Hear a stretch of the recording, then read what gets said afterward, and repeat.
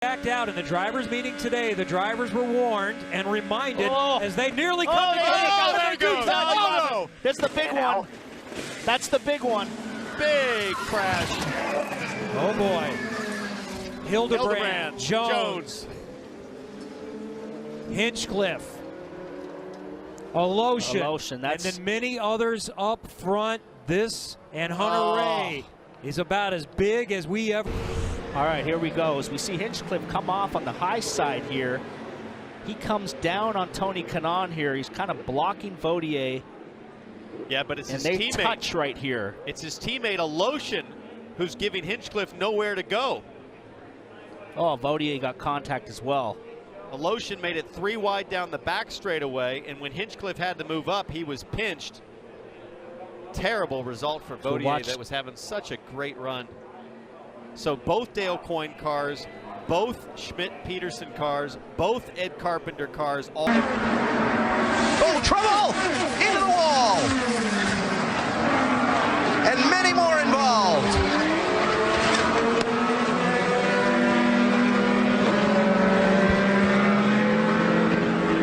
James Hinchcliffe, Will Power, James Davison, Oriel Servia.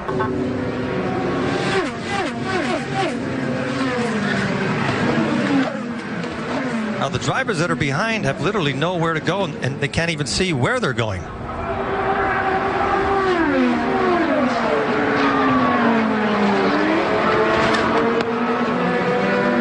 Kanaan stuck through there. He really. If you were further back, you had no chance. They were pretty spread out as they go side by side. Pagano making a move. Finally going turn one. Hard contact into the wall. Mikhail Alotion loses it down low. Marco they're piling into him. Several cars taken out. Marco Andretti. The guy who made the move on the start was an aggressive driving, and it just got away from him. Cold tires, slick track. Hunter Ray barely got around that, barely snuck by. There were 4 wide behind him, and there's still guys coming in here that piled in. Yeah, big that was hit Graham there. Rahal trying to sneak through the middle of Max Chilton and the wrecking cars of Alotion and Marco Andretti. Here's a great shot from up above. Yeah, he's got Dixon right on his hip there, and it just came out from under him.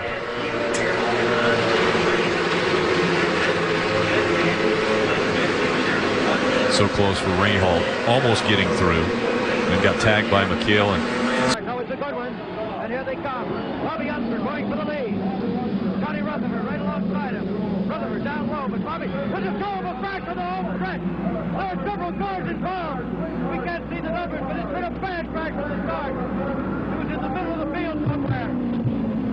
Terrible thing. Explosion.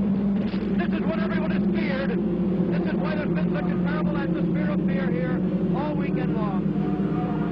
Shame, there's the driver waving. He might be on fire, that man. The way he's waving, you can't see an alcohol fire. Those explosions are not cars. Those are the bombs overhead that are normally set off during the start of the race. There is a report already that there may be spectators hurt, not confirmed. The wire fence right here on the straightaway was ripped apart. It was very fortunate that a car did not come into the crowd, because one of the standards holding up the wire screen has also been broken in half.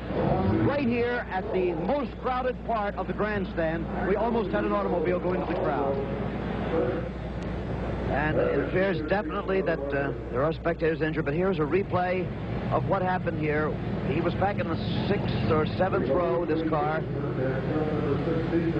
Conjecture that it might have been Salt Walter, but watch. There's a car going, starting to the right. Right there, and look at this. Incredible explosion, fuel spraying out over the spectators in the first few rows. That could mean real trouble. And then the explosion, and like a pinwheel or a garden sprinkler, all the fuel is being sprayed out of the car. That could be a good thing for the driver if he has survived this crash. Car upside down. Coming, another view of this from a head-on camera. And again, you will see how the cables inside this screen are the only thing to stop this car from flying into the crowd. There, watch now. The screen itself is completely destroyed. The cables flinging him back out on the race course upside down, and again that fuel spraying on the crowd. That's a matter of great concern. And here, that pinwheel effect.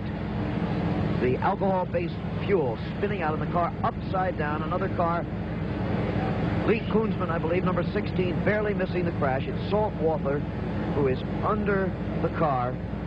One driver looking to improve his ride is Buddy Lazier. We've got a crash. Let's go upstairs. A big crash. Terrible crash. Out of turn number 4, and here on the main straightaway, it involves many, many cars. I can see as many as 7 or 8 cars involved in this accident. Well, it happened on lap number 53 up here in turn number 4. A huge accident involving many, many cars, some overturning, many becoming involved in a ball of flame. And the miraculous thing is that there are apparently no serious injuries. Here it is from another angle. Yes, and you can see cars up against the wall. That is Casey Mears that got up in the air, not Little Al. Little Al's back a little farther on the racetrack, but he came. Fernandez had front row middle when they tried to start it. It was a nightmare. I mean, it was a real nightmare because I say it's a circumstance that happened. It was a racing incident. I think it's, I don't want to blame anybody, but I think it's all our fault as the drivers there that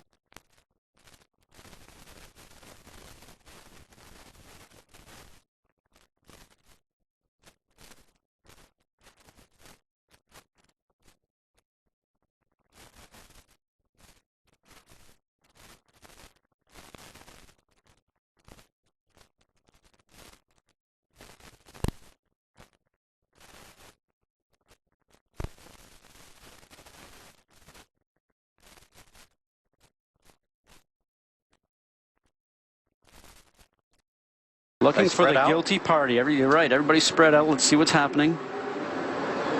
There it is.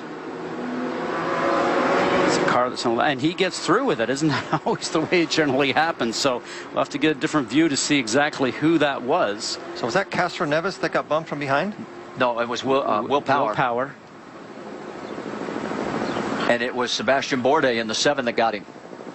NASCAR style. 1, 2, 3, 4. There's 8 cars. Just drives in a little bit deep. Remember, we talked about how bumpy the surface is here, but he just got into the back end of Will Power and started to drive him around. He had nowhere to go, and then everybody else just had block lanes. I have never seen something like that on a street course.